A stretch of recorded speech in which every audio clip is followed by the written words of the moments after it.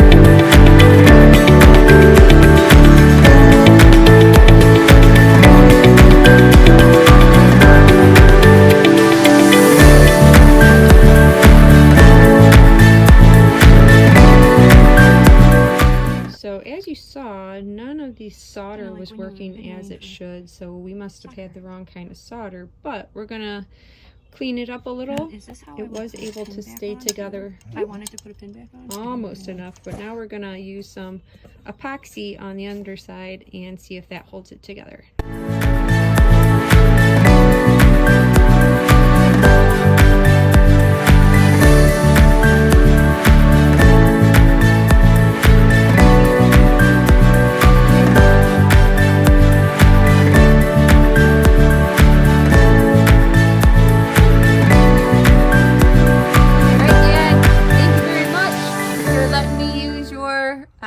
Workshop.